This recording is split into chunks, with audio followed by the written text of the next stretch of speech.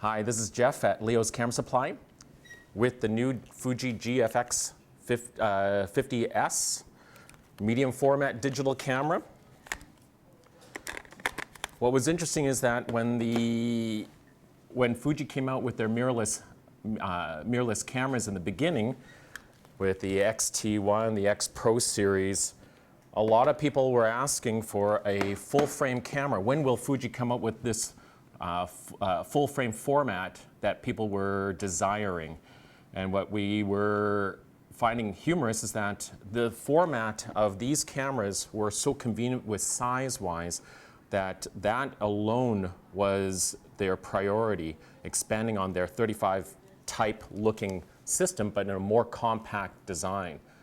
Very convenient, as you see how the sizes of the lenses and the cameras were, but it was one of those things that Fuji kept on bringing up, that they were not completely keeping it off their radar with the idea of a larger format. So when people were kept on pestering with the idea of a full frame, which a lot of people are throwing that term around too much, where it's 24 by 36 millimeter, what people are commenting about full frame, that was a legacy system from a film-based 35 millimeter. So when we finally heard the announcement about a medium format and skipping that legacy old 24 by 36, this can't be any further from the term full frame. If you wanted bigger format, this is as big as one could imagine. As you see from this, it is about 3 times bigger than your 24 by 36's comment of full frame. Now, what makes this interesting is that it's mirrorless, just like how they started off with. So what does mirrorless mean? For some of you that aren't familiar with the term mirrorless or the advantages, back in the old days, of course, this is medium format film, and typically what's involved is there's incredibly large mirror that is in there to allow you to see what this lens is showing you. And the problem is that that's the only way of seeing what the lens is seeing, through this prism optical finder. Now that's something that I also want to bring attention to. The prism finder on these things, if I get this off properly, is quite large, and there is optics glass in this thing to bring the light, the image through for you to see with your own eyes. But now with mirrorless, who needs that? What we have now is an electronic viewfinder. So strangely enough, this is what would be defined, used to be a prism finder, is electronic viewfinder. So now I could add this and have the, the attachment. So now I have a prism finder, or at least what you normally associate with a prism finder. But you know what? If you remember your Hasselblads, your Bronicas, there was a waist level finder. So if you prefer a waist level finder, you still have that with the rear screen that tilts, so you can go just like a waist level finder back in the medium format days. But unlike some medium formats, you can go above a crowd and see below. Yes, some of you old timers will remember with a Rolleiflex, twin lens reflex, you could hold the camera upside down and then go above a crowd, but that's another story in itself. But now you might think, well, hey, in bright conditions, this viewfinder is really hard to view if you're trying to use an angular position. But unlike what you could do in the old days, I could remove this, and there's this optional attachment that easily converts this to a tiltable, rotatable finder. So now you can use this still like a waist level finder, but with a magnified view, so you can do critical composition, critical focusing this way. Fully interchangeable lenses, and they have 6 slated, well, we have 3 right now, but there is 6 announced that they're going to be offering for this camera system. Now, I won't mention another manufacturer, but another manufacturer that offered a new digital format, medium format camera, had very few lenses to offer initially. So this is a major thing. So you don't have to wait and wait until you could have a system to work with. Now you can. You have basically a standard lens, a zoom lens, a good starter zoom lens, and then a macro lens for critical purpose of, well, close-up, but also could be used as a portrait lens too. Now, if you don't mind, I want to dwell on the past, because back in the day with medium format cameras, you had issues with things like film, and with these ones you only had typically 10 to maybe 15 photographs per roll.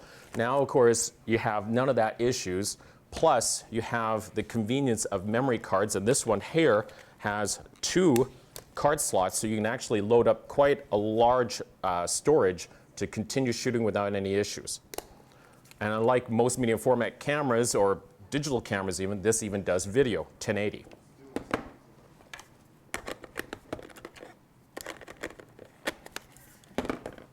What you have,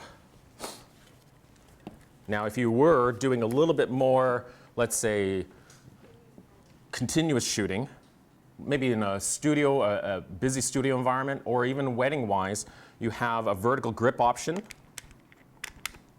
With the vertical grip option, just like 35mm type digital cameras, you have the ability, the convenience where now, instead of normally holding the camera like this, you can keep your hands in a more comfortable, secure position with both elbows down below, so you're supporting the weight more comfortably.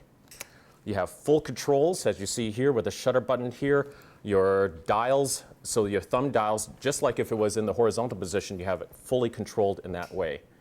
And on top of that, you have now something larger, an increased area for larger hands too. But of course, this is on a tripod. It's still stable. It's not going to fall over. And then, just to demonstrate here, the zooms.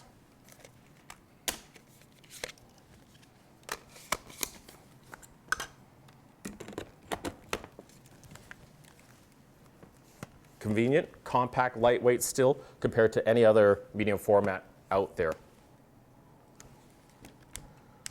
But one of the surprising things that we found is the adaptability. Fuji is offering adapters allowing you to adapt Hasselblad lenses, you're putting this camera onto a large format camera, so you could adapt that system's either lenses or movement controls with large format. But what has also expanded is third-party adapters, where we have adapters for Pentax, for 6.7, 645 Pentax, Hasselblad, of course, with their adapter, or with third-party adapters, where we have Pentax 645, 6x7 adapters, Mamiya 645 you could adapt. I've heard others are going to be expanding out.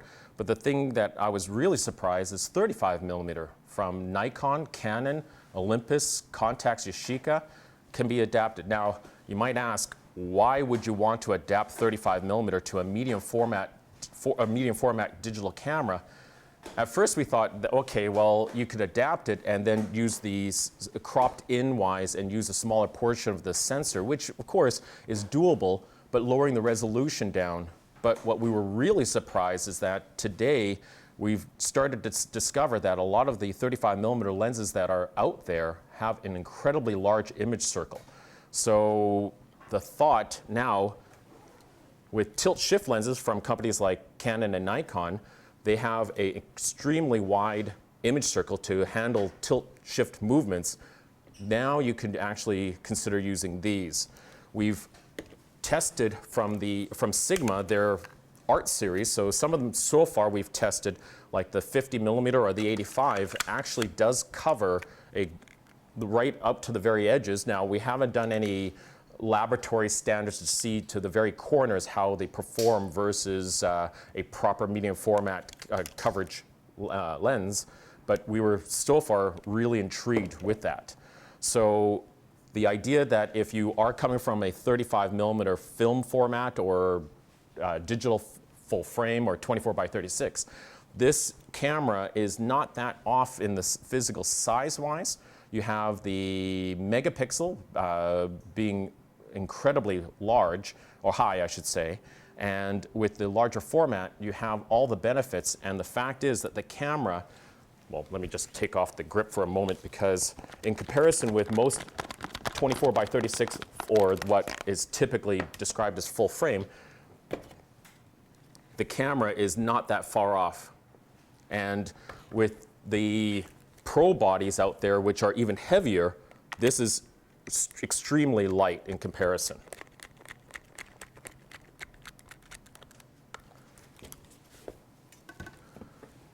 Now what I'll be doing at this point, I'll bring in my colleagues to have a casual discussion on what we found when playing around with the cameras individually when we took out the camera to test out ourselves for our own personal types of photography that we do, that we would probably try to relate to as many photographers out there that could take advantage of the camera.